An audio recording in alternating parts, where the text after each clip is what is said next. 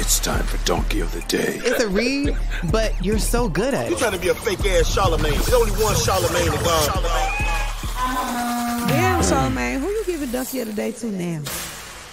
Well, Sexy Red, Donkey of the Day for Friday, September 27th goes to Justin Johnson. If you don't know who Justin Johnson is, he's the young man who was found guilty of the murder of the good brother, young Dolph. Dropping the clues bombs for young Dolph. Rest in peace, young Dolph. Okay? Sending healing energy to his family always. A jury made up of 9 white women, 2 black men, and 1 white man found Johnson guilty of first-degree murder, guilty of conspiracy to commit first-degree murder, and guilty of being a convicted felon in possession of a handgun. The jury deliberated for 4 hours before they convicted him, and I can't believe it took that long. Okay, they must have been there talking about why Diddy had 1,000 bottles of baby oil and lubricant, or the food they had in there must have been phenomenal, and they got to talking and eating because there's no way it took them 4 hours to convict this man. But let's go to News Channel 3 for the report, please. We ask you to remember the man who enjoyed being a father and spending time with his family. Carlisa Brown, young Dolph's sister, applauding the verdict while facing the realization she'll never see her brother again. I can't say that we're happy, we're overjoyed, anything like that, but it's the start of process being served for someone who we lost that was some of everything to some of everyone. The jury deliberating for 4 hours this afternoon, finding Justin Johnson guilty on all charges in the murder of the Memphis rapper. A decision coming nearly 3 years after Dolph was gunned down at a cookie shop. As the 13th juror, I affirm this verdict. As to the first-degree murder, I sentence you to life in prison. It's got to be bittersweet, right? Because, you know, on one hand, you're glad justice is being served and these guys are getting life in prison. But, yes, young Dolph is never coming back. So it's got to be bittersweet. Now, Justin Johnson and his co-defendant, the admitted gunman Cornelius Smith, fired shots into Makita's homemade butter cookies on Airways Boulevard. During the trial, Cornelius testified that he and Justin Johnson carried out what was supposed to be a $100,000 hit on young Dolph. Both gunmen were supposed to receive $40,000 each for the murder. And then where was the other 10 going, Lauren? There was 20,000 going to what's the guy's name? Was it 20 or 10? It's 20, the guy that set but it up, it's 10 10. each. So 10 from Justin, 10 from Cornelius. Was going Got to the guy you. that set it up. Okay. But that didn't happen. According to Cornelius Smith, they only ended up with $800. Let's go to Fox 26 Houston for the details, please. The trial in the shooting death of rapper young Dolph in Memphis began with a major bombshell Monday. Cornelius Smith confessed in court, admitting to shooting the rapper, whose real name was Adolph Thornton Jr., outside a Memphis cookie shop in November 2021. Smith says he and Justin Johnson were promised $40,000 each to complete the job by Dolph rival Big Jook. He says he only got a fraction of that payout, only $800 out of the $40,000 promise. $800.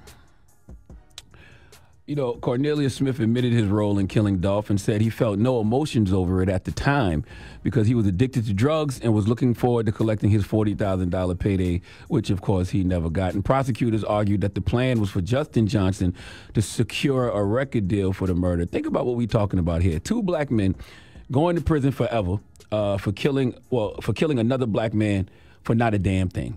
Yes, I said for not a damn thing because they didn't have no personal beef with Dolph. Dolph didn't do anything to them. They were just hitmen for hire. This was all business to them, and they were willing to crash out and not only throw their life away for some money and a potential record deal, but they were also willing to take a life for some money and a potential record deal. This is why people have to learn to love themselves. Your first, last, and best love is self-love. And if you don't have self-love, it is impossible for you to love someone else. How could you see the value in another person's life if you don't see no value in your own? And I know someone out there is probably thinking, Uncle Charlotte, what you mean? Dolph got killed for nothing. $40,000 in a record deal is something. Let me be the first to tell you, if that's your mindset, call in the Breakfast Club right now. Give me your name and address so I can tell law enforcement where you at so they can come pick you up, okay? They need to come pick you up right now. No amount of money, no record deal is worth you throwing your life away and taking a life, okay? That's what Justin Johnson got sentenced to, life, forever, endlessly. All right, Justin Johnson, you are never coming home. Do people not understand what that means when someone says you getting life? That means it's over. Whatever hopes and dreams whatever creature comforts you had in the outside world. If you like women, it's over, done, finito. And for what? As I just said, absolutely nothing. Look, I know times is hard out here, but there's no amount of money worth my freedom. Not to mention, and I know some of y'all like these brothers, are probably saying to yourself, well, I ain't got nothing to live for. They ain't had nothing to live for. Well, let me ask you a question. Isn't just living enough? Why do we take for granted the blessing called life? Somebody woke up dead this morning, and they didn't want to die because they had plans today. So why don't we value just being alive? Goes back to what I just said about self-love. If you simply valued being alive, if you simply valued your life, if you simply valued just taking a breath, being able to breathe, then you would value the lives of others. And nobody could offer you some money or a record deal in exchange for taking the life of someone else. Now, I was looking at Shade Room, and I saw a post from the account of Justin Johnson. I'm assuming this is his real account, right, Lauren? That's what it was being reported as. I didn't report it because I thought it was disrespectful. I didn't. Go ahead. Well, it says these N-words taking criminal responsibility. I'm taking street responsibility. Regardless, I'm forever the biggest. They can throw away the keys before I ever eat the cheese. That's so stupid. Now, I don't speak fluent nigga like I used to, but I understand the last part, okay? He's saying they can lock him away forever before he ever tells, all right? I don't know what he means when he says they taking criminal responsibility. I'm taking street responsibility. That sounds like one of those dumbass street codes, and I hate stupid-ass street codes. You know how in video games we would enter a code and it would take us to another level or give us more lives? Well, street codes are the opposite of video game codes. They don't take you to any higher levels, and you only get one man in this game called life anyway. So the street code be like up, up, down, down, left, right, select, start, dumb Negro, you going to prison forever or probably going to die. And guess what? You earned it. Okay, your Uncle Charlotte tells you all the time, life is about choices. The decisions we make shape our lives. Destiny is not a matter of chance, it's a matter of choice. Guys like Justin Johnson and Cornelius Smith chose the direction of their lives simply by making a bad choice. And it saddens me that we live in an era with so much information, access to so many resources. We have numerous examples of where certain choices lead us, and yet we have brothers like Justin Johnson and Cornelius Smith who are still choosing to do the wrong thing. And for absolutely nothing. Please let Remy Ma give Justin Johnson the biggest hee-haw. Hee-haw, hee-haw. You stupid motherfucker. Are you dumb? And it feels like these should be teachable moments, but I don't know if people are actually learning. Because we always find ourselves right back here. Yeah. That's right.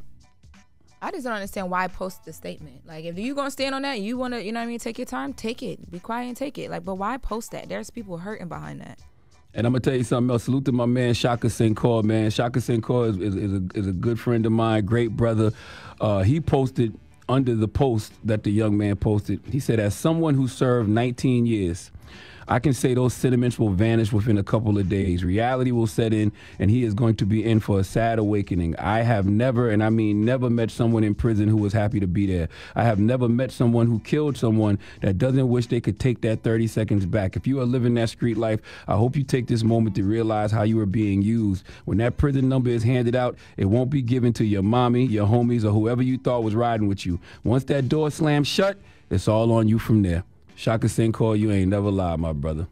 You never lie. And you can, yes, you salute to Shaka, man. That's my guy. He'll be at the 4th Annual Mental Wealth Expo, October 12th at the Marriott Marquis in Times Square. All right. Well, thank you for that Donkey Today. Donkey Today is sponsored by renowned personal injury attorney Michael the Bull Lamonsoff. Don't be a donkey when you need a fighter on your side. If you're ever injured, go to michaelthebull.com. That's michaelthebull.com. And when you mess with the bull, you get the horns.